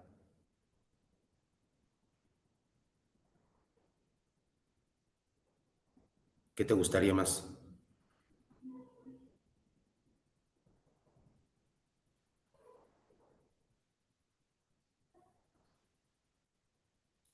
Perdón, que la configuración que tenía de la pantalla me estaba... Voy a dejar de compartir para que así tengo más amplio Perfecto. registro. ¿Verdad? Ahora sí, cosas de la tecnología. Solo hagamos una ronda, solo me gustaría sí responderle a Alejandro porque habían varias preguntas y así no se me quedan todas ellas y luego sí unimos varias, si me permiten. Claro, perfecto. Bueno, respecto a las políticas y las instituciones, digamos, en este país, lo que se reconoce es que lo que ha predominado esencialmente es represión. Les pongo un ejemplo pintoresco y digamos que no es que no quiera hablar del presidente, se puede, más allá de que creo que en este momento, para darles un dato, se reconoce que parte de los indicadores que se han desplomado en el país respecto a democracias también es la libertad académica. La libertad académica en las universidades se ha venido abajo y en general hay autocensura, hay presiones políticas, etcétera, y en general hay riesgo, digamos, hacia académicos. Em, Hace, no sabría decir cuánto, tal vez habrán visto que para variar en Haití hubo todo un desorden y toda una serie de tumultos y problemas. El presidente dijo, porque se comunica por Twitter, o como dijo alguien en un grupo focal, se nos manifiesta en Twitter, que podían arreglar la situación de Haití. Dijo que si El Salvador, las Naciones Unidas le daban los recursos, nosotros podíamos ir a arreglar la situación de Haití. Todo lo que sea en este país, sacar a militarizar a la sociedad. Todo lo que sea sacar la policía, eso es solución para los gobernantes que han habido de turno, sean del color que sea. Y simplemente se han venido alternando los diferentes nombres que le han puesto a las cosas. Por ejemplo, el año 2003 comienzan los planes de mano dura, de la mano del gobierno de turno de derecha, justamente porque se le estaba escapando la popularidad política y por lo tanto había que hacer un golpe de efecto y poner los planes de mano dura. Ahí comienzan nuestros problemas porque las pandillas son divididas en cárceles. Y entonces se les entregan las cárceles y entonces se fortalecen como sabemos que se ha dado. A esa política le denominaron mano dura. Vino otro presidente del mismo partido y le puso a su siguiente política super mano dura. Muy creativo. Y entonces cuando comenzaron a criticarle que todo era represión, se inventó una mano amiga, que dice que era de prevención. En nuestro país no se previenen, en el país en general y sobre todo ahora, en el momento que tenemos, hay una criminalización abierta de los jóvenes, de las juventudes, sobre todo si tienen este perfil de jóvenes de clase obrera marginal, si tienen tez morena, sí, pueden ser encarcelados. Desde que comenzó la presidencia del presidente actual, se vendió la existencia de un llamado Plan Control Territorial. Ese es como el buque insignia de la seguridad en el país actualmente, pero nadie lo ha visto jamás, el Plan Control Territorial. Entonces, cada vez que el gobierno tiene un golpe de efecto represivo, dice, esto estaba en el plan. Eso estaba fríamente calculado. Entonces, es un proceso de improvisación en donde básicamente es el recurrir a que pobres armados controlen a otros pobres menos armados. Esa es la política básica que existe, porque de ahí para allá prevención como tal no hay. De hecho, entre otras cosas, el gobierno, que de paso está haciendo unas finanzas bastante terribles, está desfinanciando la Universidad Nacional. Entonces, hay toda una serie de problemas en la educación donde nuestros indicadores vienen para abajo también, y en general no hay una apuesta por la juventud. Entonces, la política, si hubiera que poner un nombre, es que ha sido esencialmente represiva en los últimos, 20 años por lo menos. Simplemente ha cambiado de ropaje más o menos, y tanto las instituciones de seguridad y de justicia se han ido acoplando a quien marca, a quien paga la tonada, digamos. En este caso, lo primero que ha hecho el gobierno es justamente fortalecer a los estamentos militares y a la policía y darles prácticamente la posibilidad de ser jueces en los territorios. Por eso se han traducido, o se han producido tantos abusos, digamos. Entonces la política va en esa línea de represión. Eh, lo de las comunidades académicas, tal vez lo dije de esa forma, no existen como tales. Digamos que existimos, por eso decía, violentólogos, gente inquieta con ciertos temas, que de manera más menos voluntaria, con más menos luces, hace ciertas cosas. Pero parte de lo que les mencionaba del debilitamiento de la tradición de investigación, yo lo remito en buena medida porque en el año 2000 más o menos, para poner un parteaguas, hay un boom muy grande de mucha producción académica nuestra. Y de eso comienza a finales de los 90 porque se comienza a hablar de cultura de la violencia, se comienzan a utilizar categorías antropológicas, se comienza a sofisticar la forma de medición con las encuestas, aparece un enorme interés incluso en Naciones Unidas por las armas de fuego, y hay un boom de un quinquenio muy grande, pero eso se comienza a caer, entre otras cosas porque aparecen planes de mano dura y se vuelve peligroso investigar. En las primeras encuestas que se hacen con pandillas en el país, por ejemplo, ahí los pandilleros incluso contribuyen a pasar las encuestas, porque eran jóvenes que, digamos, si se hubiera, yo suelo decirlo así, cuando si hubiésemos visto la primera investigación de pandillas y entonces se hubiera atajado el problema, hubiera sido otra cosa. Pero después el cachorro de vino en fiera y dejamos que esto ocurriera. Entonces, poco a poco las pandillas simplemente se fueron convirtiendo en el monstruo que teníamos, se volvió peligroso investigar. Y eso hace que muchas personas sí se acercaron a las pandillas, habían contactos, sobre todo los periodistas hicieron una gran labor por ello. El Instituto de Opinión Pública y ciertas instituciones de Centroamérica también hay toda una serie de libros sobre maras y pandillas, y ese es, como digo, el objeto de estudio sobre el cual giramos muchos de nosotros. Pero siempre ha sido muy difícil acercarse a la violencia como uno quiere. Y en la actualidad, a propósito de cómo investigo yo estoy tratando, entre otras cosas, porque, claro, se impone siempre lo urgente sobre lo que uno quiere hacer y por lo tanto solo por momentos se puede empujar la investigación. Entonces, sobre todo ahorita a mí me rescatan los trabajos en línea, los cuestionarios en línea, o tratar de hacer reflexión a partir de cosas que no sean ortodoxas. Ahorita hay mucha información justo en la calle, mucha información en las redes sociales. Por lo que les mencionaba a propósito de ese libro, de La Hidra de Mil Palabras, agarrar productos culturales, revistas que son centenarias o que tienen mucho tiempo en los países, porque son bitácoras históricas, para entonces sacar de ahí información. Pero es en línea. Hay una cosa que se menciona muy de pasada en el artículo este del hecho social, y es que parte del oscurantismo de la violencia o de la dificultad de estudiarla es una crítica radical que muchos académicos hacemos, y es que en las casas encuestadoras no liberan las encuestas en el país. No tenés acceso a ellas. Entonces muchas casas encuestadoras se gastan miles de dólares en sacar una encuesta, sacan su informe y esa base de datos no la vuelve a ver nadie. Y hay varios académicos justo que necesitamos datos y no la podemos utilizar.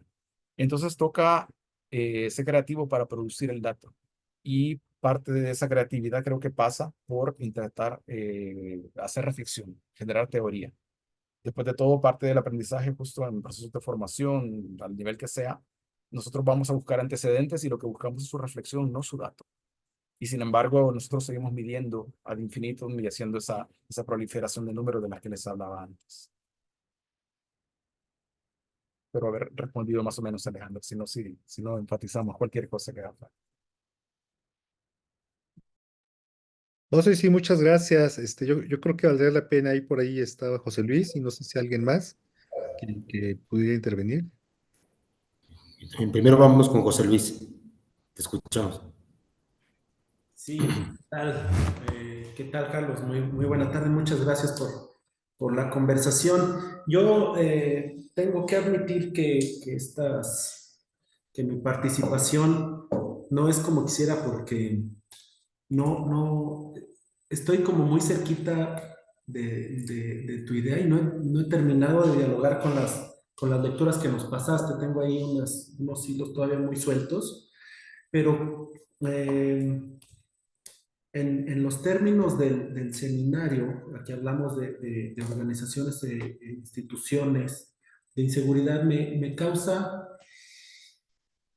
algo de conflicto un par de cosas. El primero tiene que ver con, vaya, yo te compro completito la idea de que la inseguridad es socialmente subjetiva. También yo por ahí estoy trabajando un poquito esa idea, pero hace ratito que mencionas la debilidad de los instrumentos pues para documentar esta expresión, ¿no? En las famosas encuestas, eh, me encuentro con una inquietud personal que tiene que ver con cómo consideras tú la pertinencia eh, pues de mejorar o de llegar al instrumento correcto. Y la pregunta me surge porque en México se han intentado ya una buena cantidad de encuestas que tienen que ver con percepción, con sentimiento de inseguridad, con confianza en instituciones, con muchos instrumentos relacionados. Y más allá estos reportes que tú dices, estos 1000 reportes que dicen lo mismo que el anterior y que el anterior y que el anterior, no, no se ha visto esto traducido en gran cosa. Es decir, no se ha visto una aplicación real en alguna política, que no los use meramente de contexto, ¿no? Entonces, eh, por una parte, la pregunta es tu opinión acerca pues de la pertinencia de este tipo de herramientas, más allá pues de lo que nos ayudan a entender el fenómeno en sí mismo, ¿no? Que eso creo que tiene validez por sí mismo, pero a nivel institucional sí influye. Y la otra inquietud que por aquí resalta tiene que ver con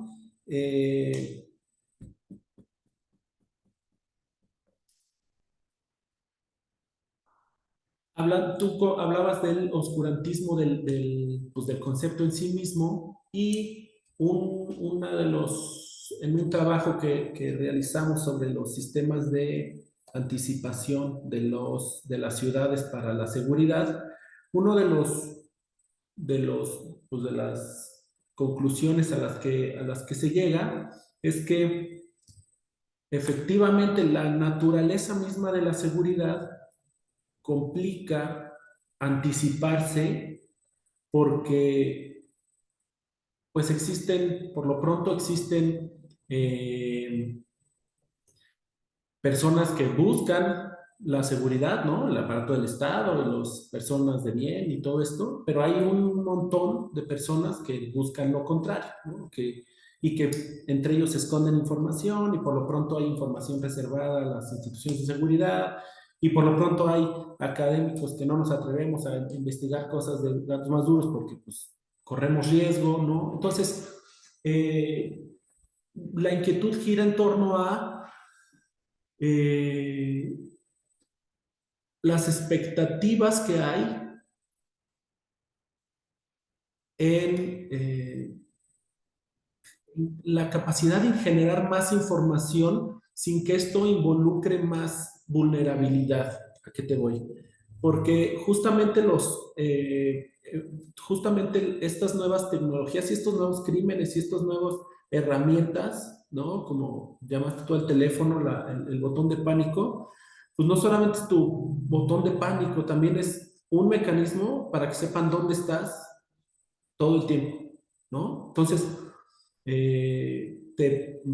abre el espacio a nuevas vulnerabilidades y eso implica pues que decidas reducir tu campo de acción, ¿no? Ya no solamente a no investigar, sino ya no a no salir, ya no a no participar. Entonces, y mucho de eso lo desconoces, ¿no? El tema con estos cibercrímenes me parece es que cada vez están siendo más evidentes, pero no son nuevos. Y cada vez son más evidentes pues, los que te roban mediante vía digital y cada vez es más evidente que hackean a las personas, más a las mujeres y les dañan su, pues, ay, perdí el... Reputación. Su reputación. Y cada vez se van saliendo más y más, ¿no? Y cada vez genera más inseguridad, pues la computadora y el teléfono. Entonces, pues en eso son mis dos inquietudes. Te digo, la verdad es que no he terminado de dialogarlas, pero te agradezco mucho por lo pronto atención a estas dos.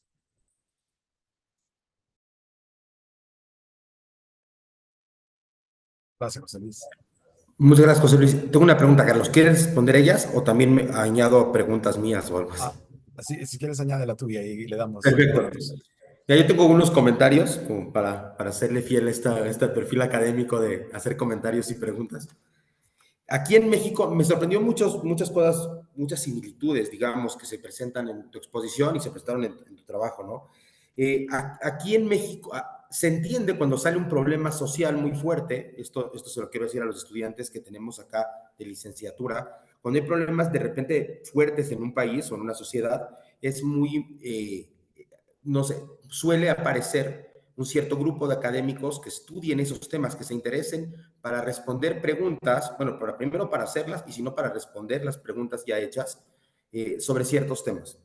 Hay ciertos países que nos llevan un cierto bagaje en tema de violentología, ¿no? Hoy en día sí hay violentólogos mexicanos, hay gente que se está encargando del estudio de la violencia, pues por lo que estamos viviendo.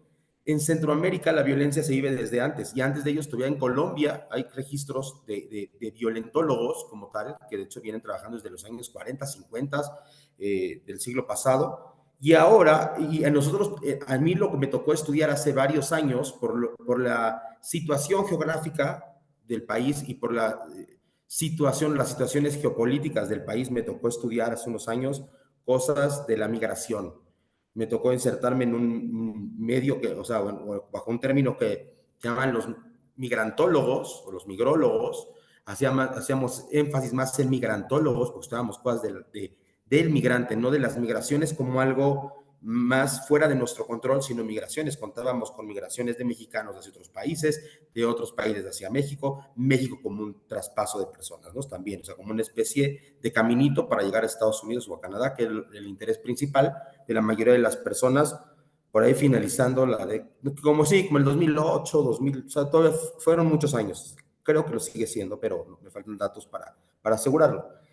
Y quiero platicar brevemente, porque esto le puede enriquecer a los alumnos, que ahorita lo que se le preguntó mucho al doctor Carlos, era sobre todo esta pregunta muy importante que le hizo Alex, que cómo hace para investigar. Y a veces nos vemos muy, desde nuestra comodidad de nuestra vida normal, de nuestro día a día, no nos preguntamos cómo son las cosas. A mí me tocó una realidad donde las rutas migratorias de centroamericanos, en especial de salvadoreños, guatemaltecos y hondureños, y hondureñas, que cruzaban México o su pretensión era cruzar México para llegar a Estados Unidos, pasaban por ciertas ciudades sí, el recorrido, las rutas, que además eran diversas, muchas estaban regidas, la verdad, o influenciadas muy fuertemente por el crimen organizado. Y hacer investigaciones metodológicas se volvió un dolor de cabeza. O sea, estar ahí haciendo entrevistas, estar ahí en los albergues migratorios de ser unas casas donde se escondían los migrantes, por ponerlo así, se volvieron en un actor enemigo del flujo donde tanto gobiernos locales en especial y policías locales y grupos de narcotráfico y pandillas se llevaban una buena tajada de dinero. Entonces fueron perseguidos y entonces hacer entrevistas cada vez fue más difícil. En mi trabajo de campo fueron como de 25 personas a las que pude entrevistar, de las cuales antes de que hubiera acabado mi trabajo para mi tesis de maestría ya habían matado a 4. Entonces, sí, vamos, fue es un tema fuerte. Y justo ahora, pues en México tenemos estas cosas que lo estamos viviendo día a día, como dijo el doctor Alejandro. Hay veces que hacer investigación desde la Ciudad de México te da cierta protección por la misma ciudad, o sea, por ciertas cosas que tiene la ciudad, pero hacer investigaciones de ciertos temas sociales, vamos a ponerlo en Sinaloa o en Tamaulipas, puede ser lugares de mucho riesgo. Entonces, siempre hay que ver, primero, privilegiar también, o sea, no está mal privilegiar antes de buscar una verdad o buscar una investigación, ponerse a salvo a uno mismo y a los suyos. Entonces, bueno, ese mensaje lo quería dar. Luego, aquí estamos en un año electoral, te cuento, Carlos, estamos en un año electoral, ha sido un periodo muy difícil, estos 6 años que se van a vencer ahorita. Venía un cambio que para muchos no llegó o no llegó como se esperaba. Y la población es algo muy impresionante a todos los niveles. Hay una especie de dicotomía, es o uno o el otro, y encuentran las razones necesarias hasta en esta, y muchos, y a lo que voy, lo quiero conectar con esto, muchos estudios que muestran ciertos amarres buenos epistemológicos y metodológicos y teóricos para dar resultados, aún así luego son desestimados con algunos que no lo son.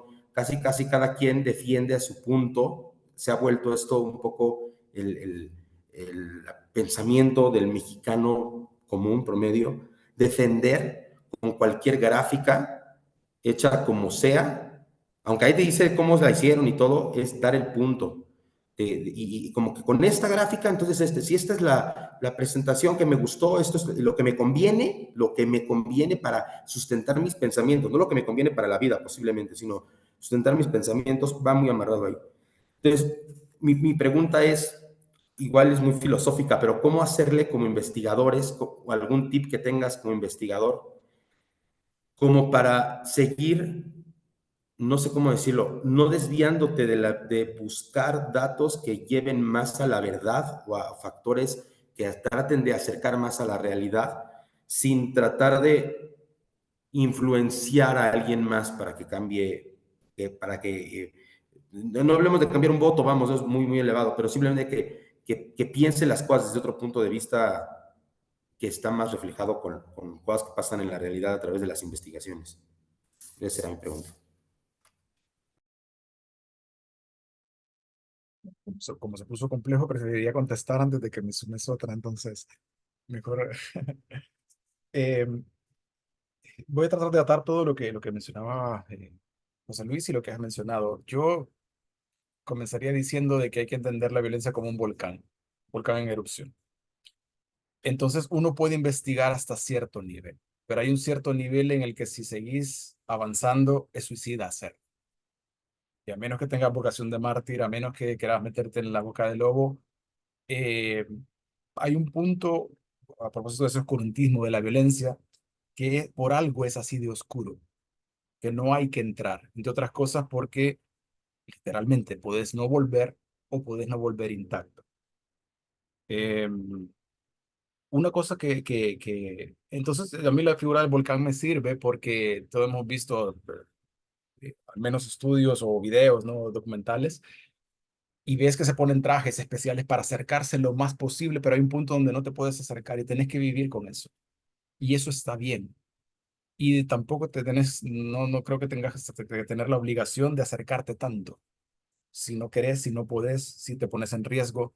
Y ahí las intuiciones de investigador sirven. Cuando oles peligro, lo mejor es alejarse. Entonces, yo creo que lo primero es tener presente eso, de que hay unos límites para estudiar la violencia y que tenés que tenerlos claros. Que ninguna publicación, ningún renombre, ningún momento o ser el primero en poner la bandera en un lugar vale la pena para ponerte en riesgo. En las clases y todo eso nos llenamos mucho de protocolos éticos para cuidar a los otros, pero también cuidarte a uno mismo es importante más al estudiar violencia. Entonces, eso con la idea del volcán, lo del riesgo.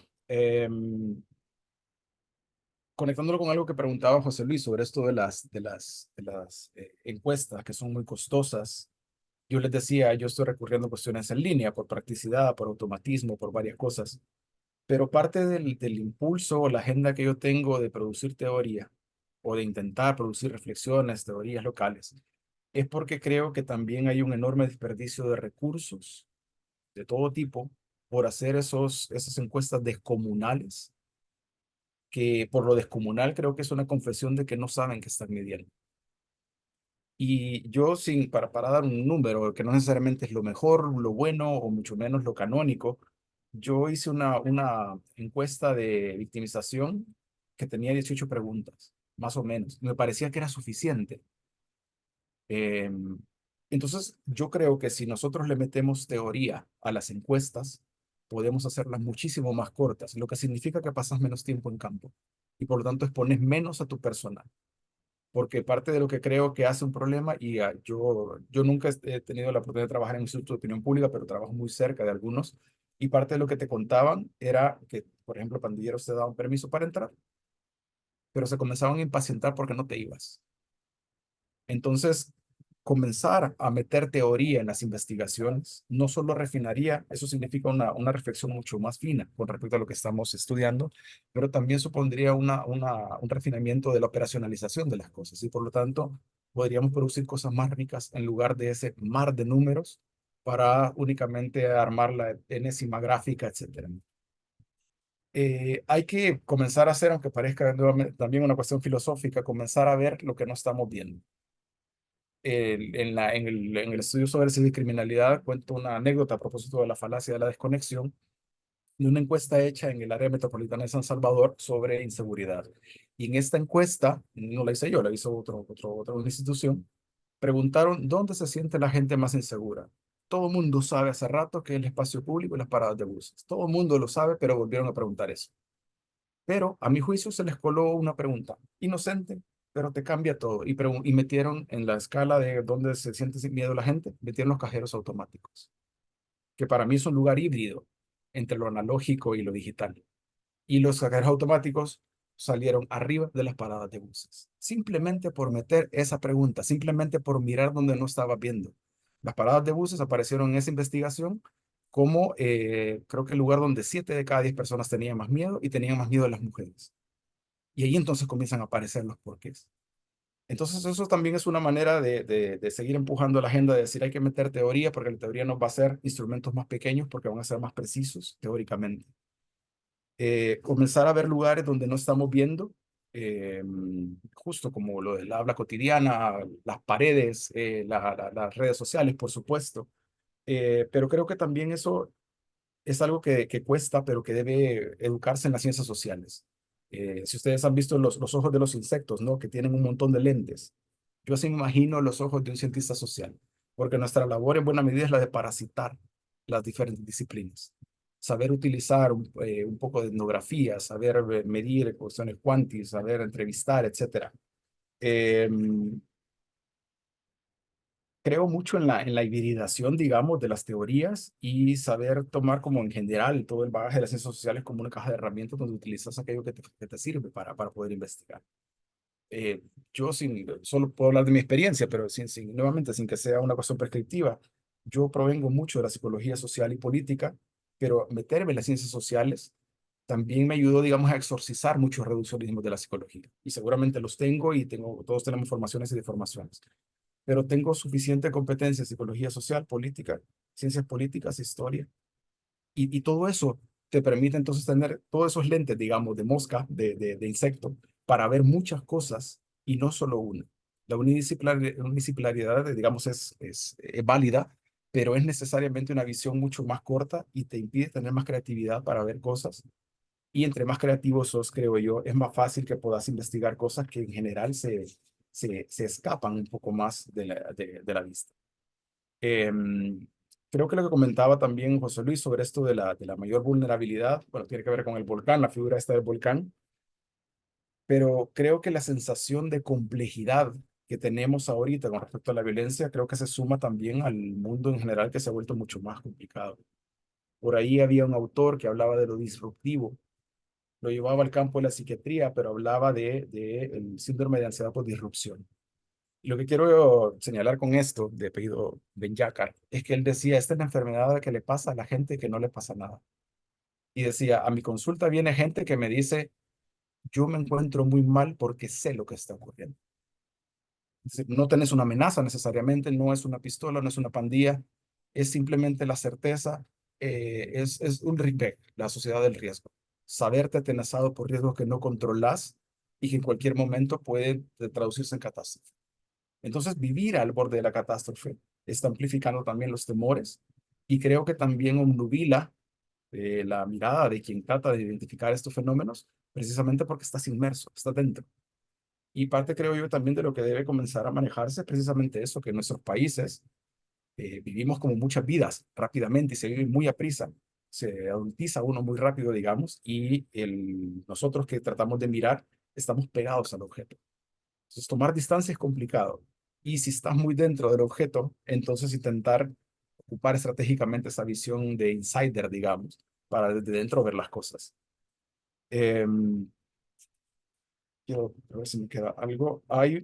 Si no entendí mal lo que mencionabas al final, lo quiero relacionar con esto de la ideología, justamente. Yo tengo de la escuela, digamos, de la que vengo, de psicología social, está relacionada con la obra de Ignacio Martín Baró, justamente porque su obra se considera una forma de psicología crítica. Es decir, en esa línea de la teoría sociológica, como nos dice, que es una teoría reflexiva, es decir, que reflexiona sobre sí misma y reflexiona sobre la realidad. Por lo tanto, es un proceso de autocrítica. Y la idea con esto, a propósito de las actitudes como ideología, es entender entonces que el conocimiento, tanto el que nosotros producimos como el que existe de manera dominante, está cargado ideológicamente. Y siempre van a haber intereses en juego. La idea es intentar desentrañarlos en cada momento para ver hacia dónde están tirando o si se traducen en situaciones de deshumanización para intentar desactivarlos. Parte de lo que creo que abruma hoy en día es justo también lo de las redes sociales. Nosotros tenemos, hay investigaciones incluso que muestran que la existencia de más de 1000 sitios de Facebook, más de no sé cuántos cientos de sitios de YouTube y toda una caja de resonancia de tuiteros alrededor, por ejemplo, la propaganda gubernamental, y algunos estudios muestran de que el gobierno le toma unas cuantas horas posicionar un tema y a la sociedad civil horas, que se traducen en días. No hay forma de competir con ese bombardeo constante de cosas y por lo tanto digamos que la sensación de sentirse sobrepasado es real, es normal y por lo tanto deberías asumir esa condición precaria de investigador.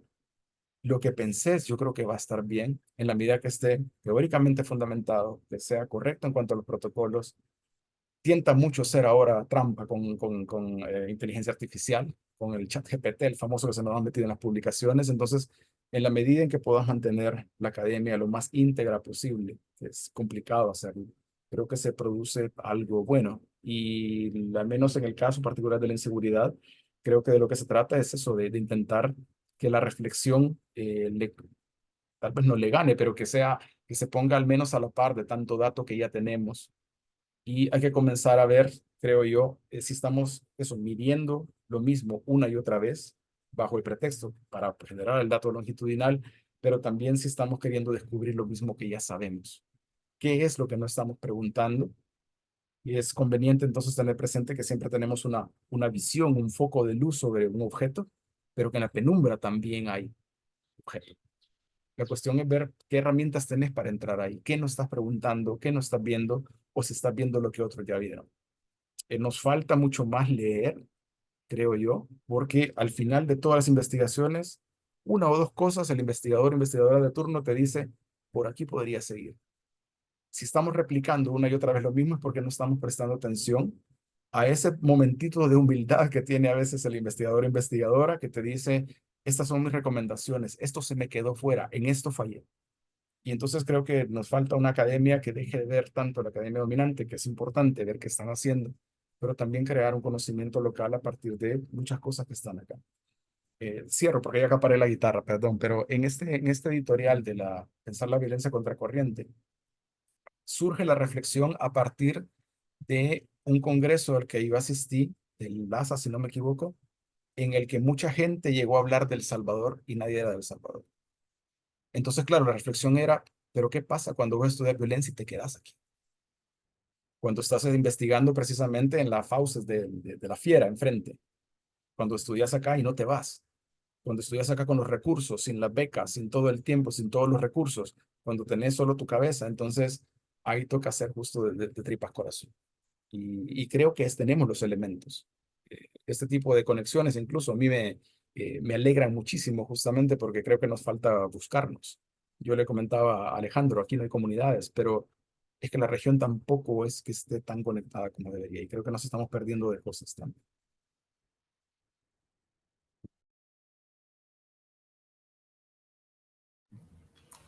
Pues bueno, ¿alguien más tiene una pregunta para el doctor Carlos? No veo manos levantadas. Pues bueno, me imagino que igual los alumnos, si tienen algunas otras, nos las pueden hacer llegar y te las hacemos llegar a ti también sin ningún problema. Pues te queremos agradecer mucho aquí en el SOICI por tu participación, por compartirnos esto que da mucha luz sobre un país del que hoy se oyen noticias diario, se oyen análisis diario, y a veces nos hace falta dejar de confiar, por decirlo así, en los medios y dar una vuelta a la academia para que revisar qué están haciendo y qué están diciendo, lo que está pasando, ¿no? Entonces, un agradecimiento también por todas las facilidades que nos diste para poder hacer esta charla. Sí, yo también te agradezco mucho, Carlos. Realmente los chicos tampoco tienen muchas a veces oportunidad para escuchar académicos de otros países aquí en la UAM. Procuramos que tengan este contacto. Algunos de ellos próximamente se nos van a ir a Europa, algunos a Alemania, unos a Argentina, unos a la República Hermana de Tijuana. No, esa no es otro país, pero bueno, pues se mueven, ¿no? Y entonces queremos, pues, en la medida de lo posible, que tengan contacto con, pues, realidades distintas y que se salgan justamente de ese discurso dominante, de ese mainstream que luego se vuelve YouTube y que justamente pues vean otras realidades y otras maneras de aprender y de ver el mundo social. Pues muchísimas gracias y pues estamos en contacto, estamos a tus órdenes aquí en la Juan Coajimalpa y pues esperemos que podamos en algún futuro poder hacer un evento de otra naturaleza y poder colaborar. Claro que sí, no, yo soy yo el que tiene que agradecerles por el espacio, por la confianza. Humildemente ahí están los escritos y para lo que pueda servir. Ojalá no sea la última vez y cuentan con un amigo, con un colega y quien quita. De repente hacemos algo juntos en cualquier momento y seguimos empujando este impulso, ¿no? Para pensarnos un poco a propósito de la violencia. Así que no, ha sido un placer para mí. Muchísimas gracias. Gracias a Alejandro por el espacio, a los estudiantes por asistir y a Arturo por todas las gestiones de la comunicación. ¿No? Pronto estaremos haciendo, te haremos llegar tu constancia. Ya está en Muy proceso. amable, gracias, gracias. Gracias. Bueno, Pues pues que muchas tengan una linda tarde. Hasta luego, ha sido un placer.